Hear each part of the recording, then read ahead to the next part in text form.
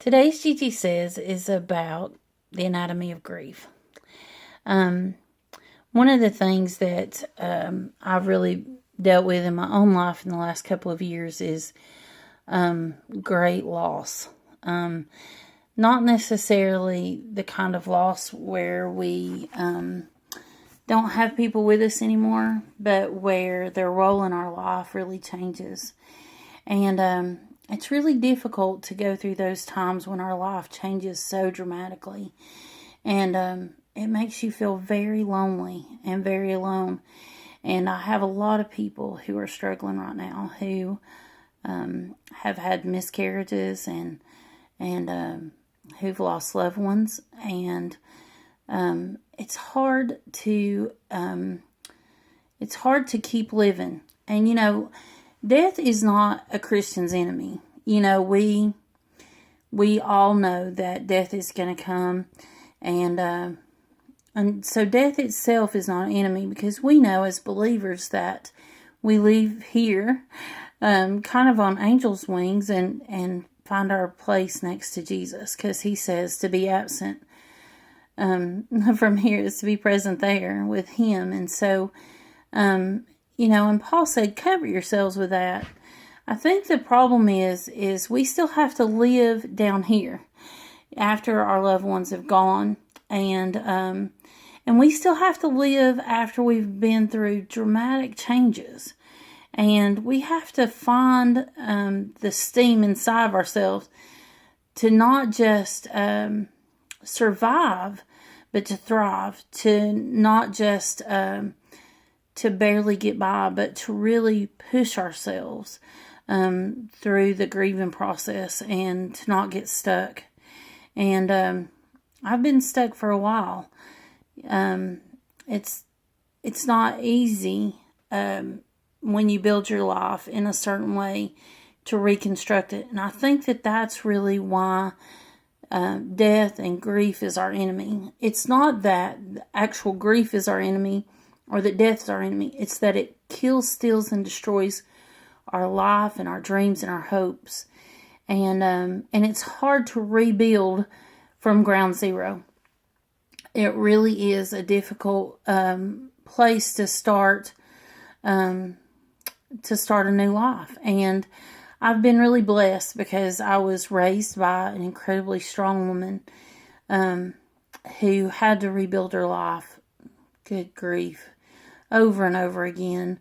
But she never stopped building. You know, it didn't matter that we had to start from ground zero over and over again. She would pick herself up, dust herself off, and start to build again. And thank God that she gave me that example. And so, the anatomy of grief. You know, when I talk about anatomy, you know, we think bodies, but the body of grief is that there's a lot of different stages. There's a lot of different parts to the body of grief. You know, we start with denial and move to anger, acceptance. You know, there's I believe 7 stages to grief, and we have to move through each stage as a whole unit. And this is the thing when and I'm just going to start painting. The thing is we don't really want to do that. As people, as Christians especially, we have a tendency to think that we are just supposed to pick ourselves up, dust ourselves off, and just keep moving. You know, we don't want to slow down, and we don't want to be less Christian-y. I don't think that's a word, but we want to prove to people that we believe God, and that we're not giving in or giving up. And so a lot of times we just try to skip over a large part of grief. We try to be okay, but we're not. We're not okay. And so then our soul gets sick, our body gets sick, and we begin to really kind of fall apart from the inside out, and we want to be this awesome billboard for being all right. As Christians, grief or no grief, we really want people to look at us and go, "Oh my goodness, that girl's got it going on. Look at Jesus in her. She's just so strong." But the truth is that Jesus said, when we are weak, then we are strong. And the reason that is because when we're struggling and when we're broken, God comes in and fills up those places that are all negative energy. God comes in and begins to build something stronger and fiercer inside of us that can't be there unless we go through the process. And so when the first time I've experienced grief quite a bit in my life, like I said, my mom and I, we had to build over and over again, and I've had lots of people leave me in my life, and it's really easy to just want to stay there, kind of, to not want to fight through it again, to not want to go through the stages of grief, and it's real easy to just feel really alone in those places. But the thing about it is we don't have to feel that way. We don't have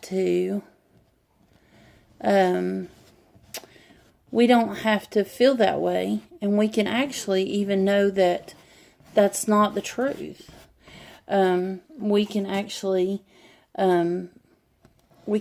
begin to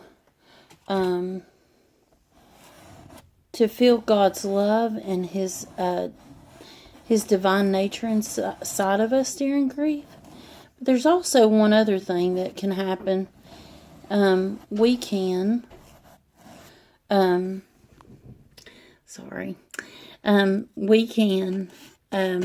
realize that we're not alone in it. We're not alone in our sorrow, that people all around us are struggling, and they don't need us to be strong. They need us to know, to show God's strength in us. And God's strength is not our strength. God's strength isn't about me and you showing how powerful we are. God's strength is about us showing how powerful He is inside of us. And one of the most beautiful pictures of that in the Bible is the widow. She has just lost her son, and she's weeping and wailing, and everyone is weeping and wailing with her because she's lost everything.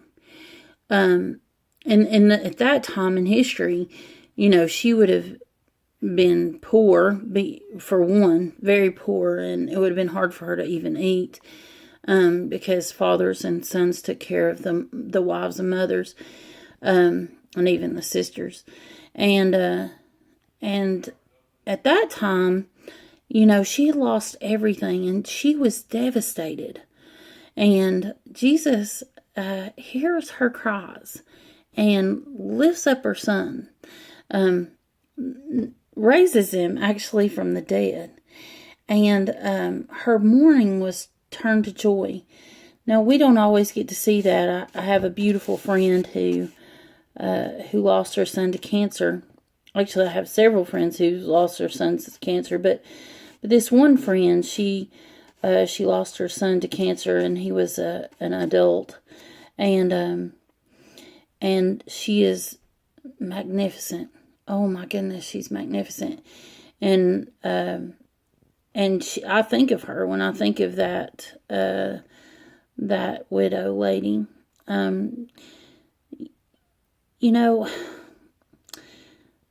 The anatomy of grief is that it is a process.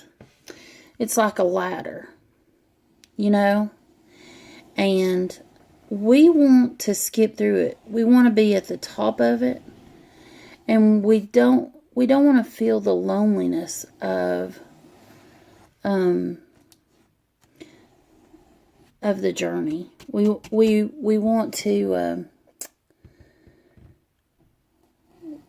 want to skip that part because it hurts, and because we feel so torn. It's our mind and our spirit, and they're constantly fighting against each other when we're grieving. How is this happening to me? And why didn't God step in and save them? Or why is my life changing in this direction? And then we feel guilty for asking why.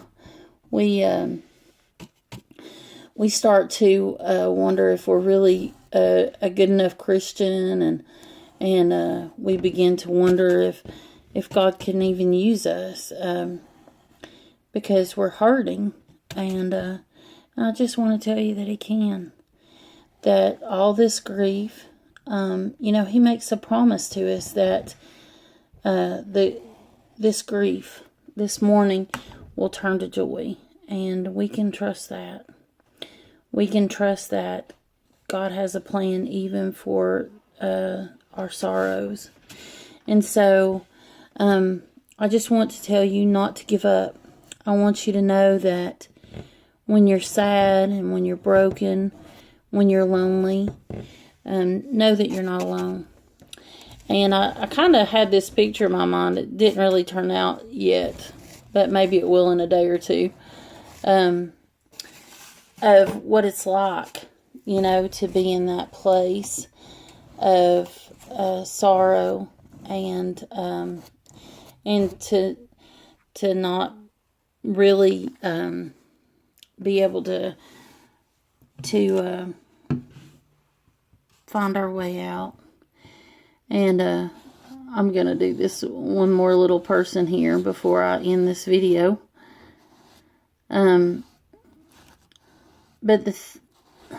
But when we feel alone, that's when, the shadows overtake us, and we feel scared that we're never going to come through it.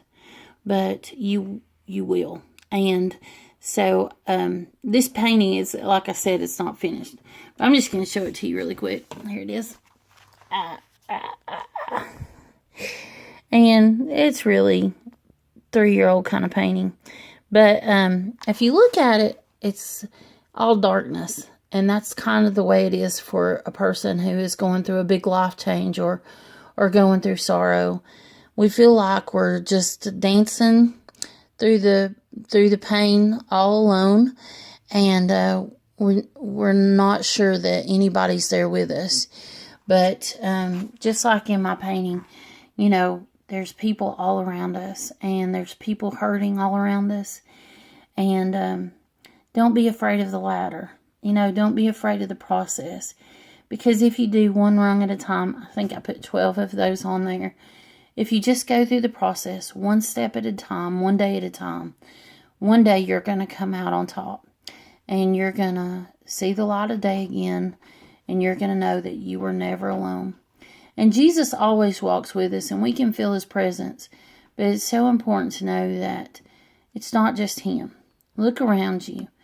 I hear women talk about miscarriages, and it's probably the loneliest grief that you can experience because people don't want to talk about it. But just know that that people are out there, and people like me want to listen. Share your story, and you'll find other people who are grieving too, and who are on different rungs in the process. So it'll give you a little bit more hope. Till next time, thanks for listening to me. And I love you guys. Bye.